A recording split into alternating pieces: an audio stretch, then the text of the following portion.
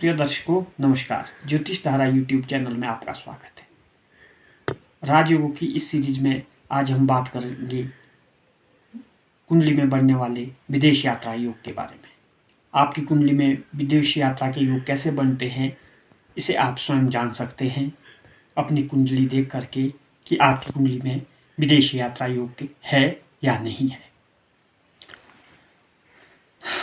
सबसे पहले हम भाव के बारे में बात करेंगे। तो आपके लिए सबसे पहले विदेश यात्रा के लिए जो आपका भाव मजबूत होना चाहिए, सबसे पहले आपका लगन, जहां हमने सिंबल के तौर पर 1 नंबर की राशि यानी मेष लगन की कुंडली दर्शाई हुई है। ये लगन ये आप स्वयं है, आपका व्यक्तित्व है, ये सबसे पहले मजबूत होना चाहिए। दूसरा भाव जो होता है वो है तीसरा भाव, 1 2 3। तीसरा भाव जो हमारी छोटी छोटी यात्राओं का होता है। तीसरे भाव से हम छोटी छोटी यात्राएं देखते हैं और यह भाव हमारे डॉक्यूमेंटेशन का भी होता है।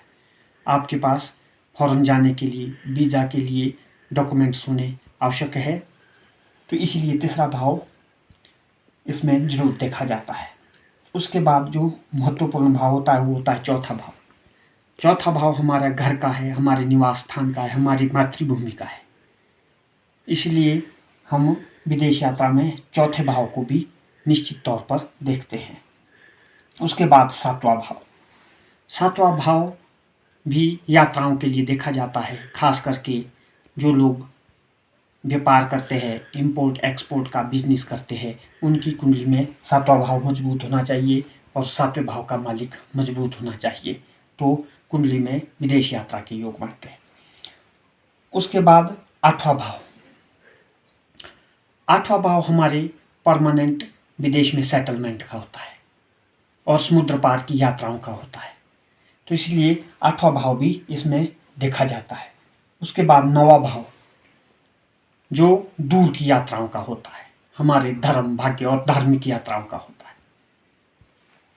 और जो सबसे महत्वपूर्ण भाव होता है विदेश यात्रा में होता है 12वां भाव, जो हमारे विदेश यात्रा का है। और इसके साथ साथ, इन भाव के साथ साथ हम जो मुख्य रूप से जो ग्रह है वो है सूर्य, जो एक विच्छेदात्मक ग्रह है। शनि विच्छेदात्मक ग्रह है। राहु और 12वें भाव का स्वामी द्वादशीश, इन पर नजर डालनी आवश्यक हो जाती है। अब कुंडली में कैसे बन, सबसे पहले हम चौथा भाव जो हमारी मातृभूमि का भाव है, मातृभूमि के भाव पर विच्छेदात्मक ग्रह सूर्य या शनि या राहु या इसमें बैठे हो या चौथे भाव पर दृष्टि डालते हो, ये मुख्य रूप से पहला बिंदु है। इसके बाद चौथे भाव का स्वामी और 12वें भाव का स्वामी, या ये केंद्र में बैठे हो या त्रिकोण में बैठे हो। अब हमने मेष लगन की कुंडली ली है, इसमें चौथे भाव के स्वामी हमारे चंद्रमा बनते हैं।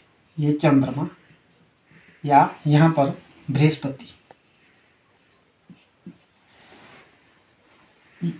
या ये चंद्रमा बृहस्पति अगर लगन में बैठे, चौथे भाव में बैठे, 7वें भाव में बैठे, 10वें भाव में बैठे या 9वें भाव में बैठे, या चौथे भाव का स्वामी 12वें भाव में और 12वें भाव का स्वामी चौथे भाव में हो, तो आपकी कुंडली में विदेश यात्रा के योग है। ये पहला सूत्र है। आपका लगन भाव का मालिक, आपका लग्नेश या छठे भाव में हो, 8वें भाव में हो, 12वें भाव में हो, या लग्नेश लगन का मालिक 12वें भाव में और 12वें भाव का मालिक लगन में हो, तब भी आपकी कुंडली में विदेश यात्रा के योग बनते हैं। इसके साथ साथ चौथे भाव का स्वामी अगर 8वें भाव में हो या 8वें भाव का स्वामी चौथे भाव में हो, तो आपके परमानेंट विदेश में सेटल होने के योग बनते हैं। या चौथे भाव का स्वामी और 8वें भाव के स्वामी की युति लगन में, चौथे भाव में, 7वें भाव में, 10वें भाव में या 9वें भाव में हो, तब भी विदेश यात्रा में सेटलमेंट होने के योग बनते हैं। इसके साथ साथ अगर चौथे भाव का स्वामी 12वें भाव का स्वामी, लगन और 5वें भाव का स्वामी एक दूसरे को देखते हो या लगन में इनकी युति हो, अगर चौथे भाव 12वें भाव के साथ पंचमेश का 5वें भाव के स्वामी का संबंध बन जाए तो ऐसा जातक पढ़ाई के लिए विदेश जाता है, विदेश यात्रा के योग बनते हैं। अगर 7वें भाव का स्वामी की चौथे भाव और 12वें भाव के स्वामी के साथ संबंध हो तो ऐसा जातक व्यापार के सिलसिले में विदेश यात्राएं करता है। इसके साथ साथ अगर आपकी कुंडली में चर लगन है, चर लगन यानी 1 नंबर का लगन, मेष लगन, कर्क लगन, तुला लगन और मकर लगन, अगर आपकी इन लग्नों की कुंडली है तब भी आप विदेश यात्राओं में जा सकते हैं और आप विदेश में जॉब कर सकते हैं।